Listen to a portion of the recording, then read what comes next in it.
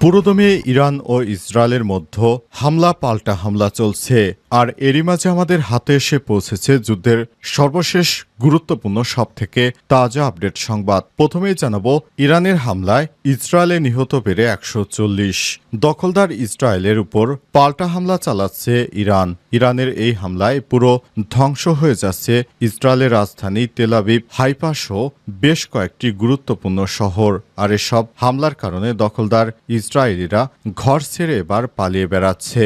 আর এ পর্যন্ত প্রায় 500 জনের অধিক ইহুদিবাদী আহত হয়েছে। এরপর জানাবো, ইসরায়েলকে আরও কঠোর জবাব দেওয়া হবে বললেন ইরানের প্রেসিডেন্ট। ইরানের প্রেসিডেন্ট মাসুদ পেজেশকিয়ান জানিয়েছেন, হামলা না থামালে দখলদার ইসরায়েলকে আরও কঠোর জবাব দেওয়া হবে। ইরাকের প্রধানমন্ত্রীর সঙ্গে টেলিফোনে আলাপকালে তিনি এসব কথা বলেছেন, খবর বিবিসির। এদিকে গত 48 ঘণ্টায় 44টি ইসরায়েলি ড্রোন এবং কোয়াডকপ্টার ভূপাতিত করল ইরান। দখলদার ইসরায়েলে 44টি ইসরায়েলি ড্রোন এবং কোয়াডকপ্টার ভূপাতিত করা হয়েছে বলে দাবি করেছে ইরান। গত 48 ঘণ্টায় সব ড্রোন ও কোয়াডকপ্টার ভূপাতিত করা হয়। এবারে জানাবো, খামেনির উপর হামলার বিষয়ে যে অবস্থান নিলেন ডোনাল্ড ট্রাম্প। ইরানের সর্বোচ্চ ধর্মীয় নেতা আয়াতুল্লাহ আলী খামেনিকে হত্যার সাম্প্রতিক একটি পরিকল্পনা নাকচ করে দিয়েছে মার্কিন প্রেসিডেন্ট ডোনাল্ড ট্রাম্প। এমনটাই জানিয়েছেন যুক্তরাষ্ট্র সরকারের দুই কর্মকর্তা। বার্তা সংস্থা রয়টার্সকে তারা এই তথ্য জানিয়েছে।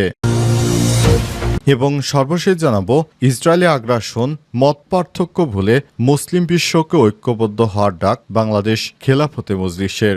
বাংলাদেশ খেলাফতে মজলিসের নেতারা বলছেন, মধ্যপ্রাচ্যে ইসরায়েলের একতরফা আগ্রাসন ভয়াবহ রূপ নিয়েছে। ইরান গাজা উভয় স্থানে যুদ্ধবিমান, ড্রোন, ক্ষেপণাস্ত্র হামলার মাধ্যমে নিরীহ জনগণের উপর হামলা চালানো হচ্ছে। সব হামলায় প্রতিনিয়ত অব্যাহতভাবে নিরীহ মানুষ মারা যাচ্ছে, যেটি কোনোভাবেই কাম্য নয়। আসুন সমস্ত মুসলিম দেশগুলো একত্র হয়ে যায়। প্রিয় দর্শক, এতক্ষণ শুনছিলেন সংবাদ শিরোনাম, এবারে বিস্তারিত। তবে তার আগে বন্ধুরা, অনুরোধ থাকবে এই সংবাদটিতে একটি লাইক দিন। এই চ্যানেলে আপনি নতুন হয়ে থাকলে আমাদের সংবাদটি দেখতে দেখতে চ্যানেলটি সাবস্ক্রাইব করে রাখুন। কমেন্ট করে বন্ধুরা আপনার মূল্যবান মতামত জানিয়ে দিন আপনি বিশ্বের কোন দেশ থেকে বা বাংলাদেশের কোন স্থান থেকে আমাদের সংবাদটি দেখছেন এবং শুনছেন। আর বন্ধুরা, ইরান ইসরায়েল যুদ্ধে আপনি কোন দেশকে সমর্থন করেন কমেন্ট করে জানিয়ে দিন। এবারে বিস্তারিত। ইরানের হামলায় ইসরায়েলে নিহত সংখ্যা বেড়ে 14। গত শুক্রবার থেকে ইসরায়েলের উপর পাল্টা হামলা চালিয়ে যাচ্ছে ইরান। সেই হামলায় এখন পর্যন্ত 14 জন নিহত হয়েছে বলে আজ নিশ্চিত করেছে ইসরায়েলের সরকার।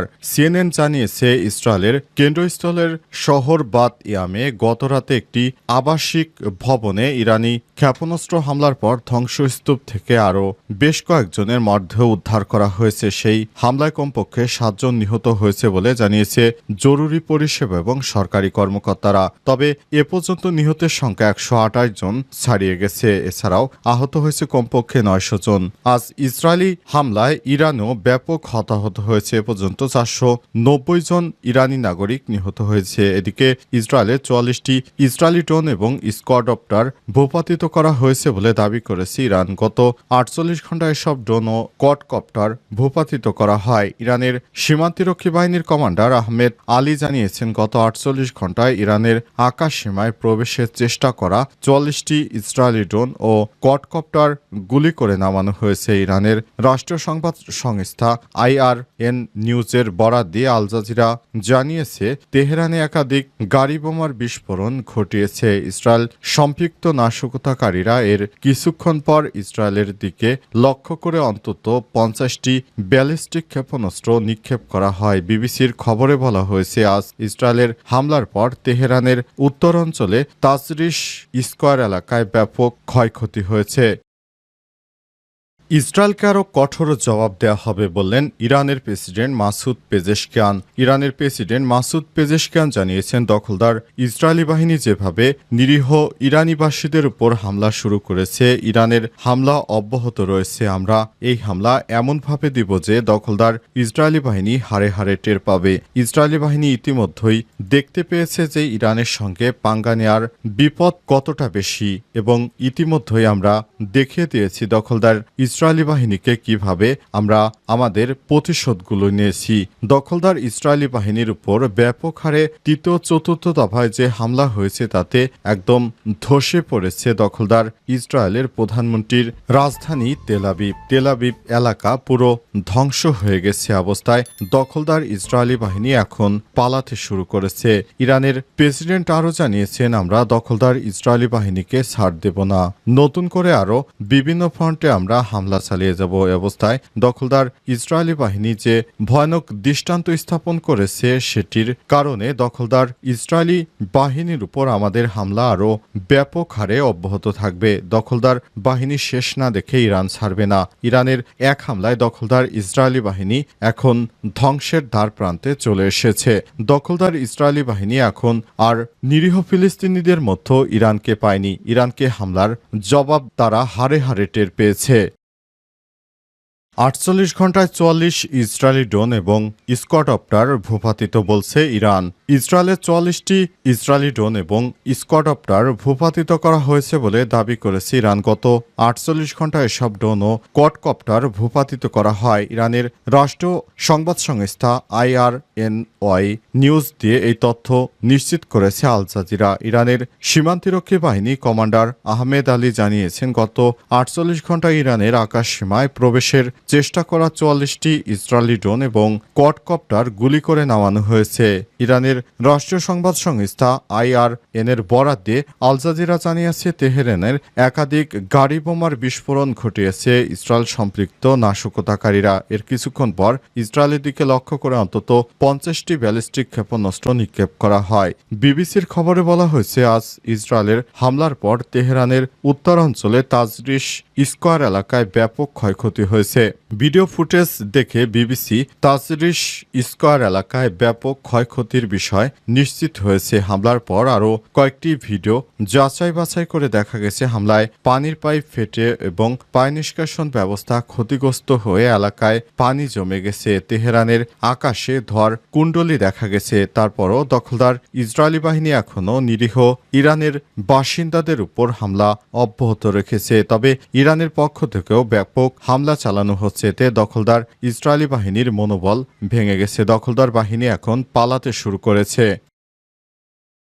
খামেনির উপর হামলার বিষয়ে যে অবস্থান নিলেন ট্রাম্প। ইরানের সর্বোচ্চ ধর্মীয় নেতা আয়াতোল্লাহ আলী খামেনিকে হত্যার সাম্প্রতিক একটি পরিকল্পনা নাকচ করে দিয়েছে মার্কিন প্রেসিডেন্ট ডোনাল্ড ট্রাম্প। এমনটাই জানিয়েছেন যুক্তরাষ্ট্রের সরকারের দুই কর্মকর্তা। বার্তা সংস্থা রয়টার্সকে তারা এই তথ্য নিশ্চিত করেছেন। ওই কর্মকর্তাদের একজন, যিনি সিনিয়র মার্কিন প্রশাসনিক কর্মকর্তা হিসেবে পরিচিত, তিনি বলেন, ইরানিরা কি এখনো কোনো আমেরিকানকে হত্যা করেছে না, তাই এর আগে আমরা রাজনৈতিক নেতৃত্বকে হত্যার কোনো আলোচনা করছি না। ওই কর্মকর্তা আরও জানান, ইসরায়েল যখন ইরানের পারমাণবিক কর্মসূচি থামাতে বড় ধরনের সামরিক হামলা চালায়, তখন থেকেই যুক্তরাষ্ট্র ইসরায়েলের শীর্ষ পর্যায়ে নিয়মিত যোগাযোগ চলছে। সূত্র অনুযায়ী ইসরায়েল জানিয়েছে তারা আয়াতোল্লাহ খামেনিকে হত্যার সুযোগ পেয়েছে, কিন্তু ট্রাম্প সেই পরিকল্পনা বাতিল করে বলেন। যদিও ট্রাম্প সরাসরি এই বার্তা দিয়েছেন কিনা তা সে বিষয়ে কর্মকর্তারা স্পষ্ট কিছু বলেননি। তবে জানা গেছে ট্রাম্প সাম্প্রতিক ইসরায়েলের প্রধানমন্ত্রী বেঞ্জামিন নেতানিয়াহুর সঙ্গে নিয়মিত যোগাযোগ রাখছেন। রয়টার্সের এক প্রতিবেদনে বিষয় জানতে চাইলে নেতানিয়াহু ফক্স নিউজের এক অনুষ্ঠানে সব বিষয়ে কথা বলেছেন। নেতানিয়াহু বলেছেন, তিনি চান না যে ইরানের সর্বোচ্চ নেতা, ধর্মীয় নেতা আয়াতোল্লাহ আলী খামেনিকে হত্যা করব, কিন্তু তিনি চান যে আয়াতোল্লাহ খামেনি যেন সমস্ত ইরানের পারমাণবিক কর্মসূচিগুলো যেন তিনি বাতিল করে দেন, যাতে করে যুক্তরাষ্ট্র এবং ইসরায়েলের সাথে কোনো ভবিষ্যতে সংঘাত না হয়। আর এই বিষয়টিকে সামনে রেখে ইরানের সর্বোচ্চ ধর্মীয় নেতা আয়াতোল্লাহ আলী খামেনিকে হত্যার কোনো পরিকল্পনা করছেন না যুক্তরাষ্ট্রের প্রেসিডেন্ট ডোনাল্ড ট্রাম্প। তিনি সরাসরি বলেছেন, আয়াতোল্লাহ আলী খামেনিকে হত্যার কোনো ইচ্ছা আমাদের আপাতত নেই, কারণ আমরা চাই ওনার নেতৃত্বে যেন ইরান সমস্ত পারমাণবিক কর্মসূচি বাতিল করে, তাহলে যুদ্ধ থেমে যাবে।